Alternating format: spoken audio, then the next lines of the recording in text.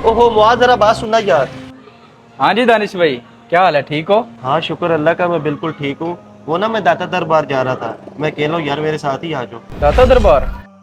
अब इसे कैसे बताऊं, मैंने दरबारों पे जाना छोड़ दिया है। चलो कोई बहाना बनाता हूँ।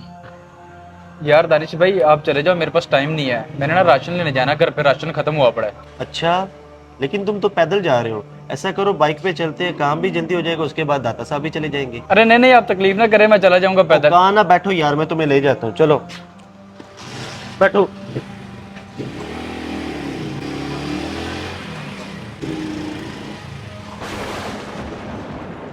ये लो आ गया राशन, अब चले। हाँ जी राशन तो आ गया है, लेकिन ना हाँ मुझे याद है, छोटे भाई को अकेडमी से लेने जाना है, उसका भी टाइम हो गया है। तो ना आप ऐसा करो, आप चले जाओ, मुझे देर हो जाएगी। अच्छा, उमर को लेने जाना है। ऐसा करो तुम ये राशन देकर आओ, इकट्ठे चलते, इसी बने मैं भी मिल लूंगा। अच्छा ठीक है। यार ये तो बात ही नहीं मान रहा, हर तरह का बहाना बना के देख लिया है, ये तो पीछे ही नहीं छोड़ रहा। अब कैसे मना करूं इसे? चलो जनाब।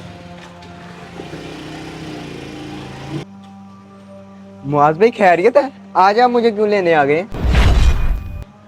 अम्मी ने कहा था उसकी तबीयत खराब है, उसको अकेडमी से ले आओ, इसलिए आया हूँ। चल अब। लेकिन मुआज भाई मैं तो बिल्कुल ठीक हूँ। वो तो सियाना ना बनो।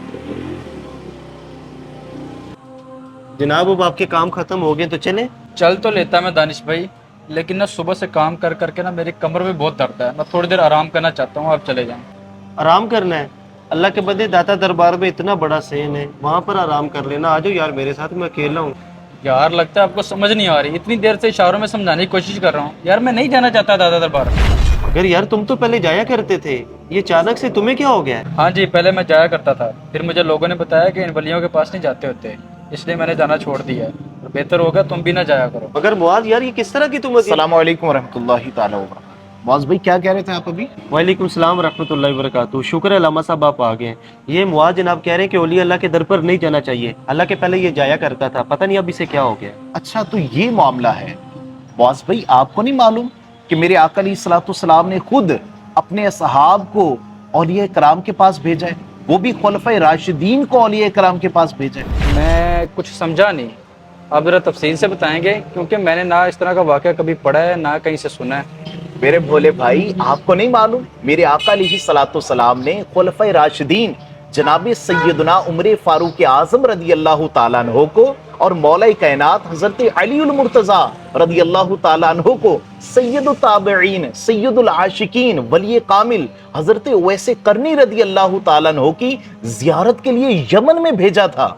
अच्छा, लेकिन मुझे ये समझ नहीं आ रही कि अल्लाह के नबी एक वली की ज़ियारत के लिए सहाबा इकराम को भेज रहे हैं, इसमें क्या हिकमत हो सकती है? वाज भाई इसमें हिकमत ये थी कि मेरे आका अलैहिस्सलाम की निगाह नबूवत देख रही थी, एक वक्त आएगा मेरे गुलाम मेरे उम्मती दूर दराज चलकर औलिया कराम की जियारत के लिए जाएंगे, लोग उन्हें रोकेंगे, उनसे दलाइल तलब करेंगे, उनसे हुज्जतें तलब करेंगे। तो मेरे आका अलैहिस्सलाम ने अपने जय्यद सहाबा को भेजकर ये हुज्जत कायम कर दी और बता दिया, अगर तुमसे लोग पूछें कि क्या असहाबे रसूल के दौर में वलियों के पास जाना साबित है, तो तुम ये कह सको मेरे गुलामों कि सहाबे रसूल भी गए हैं और मेरे आका अलैहिस्सलाम ने उन्हें भेजा भी है। यानी औलिया के दर पे जाना यह सहाबे रसूल का तरीक है, औलिया के दर पे भेजना ये मेरे आका अलैहिस्सलाम की सुन्नत है। और फिर मैं आपको एक और बात बताऊं, यहाँ पर एक और हिकमत का दरवाजा खुलता है।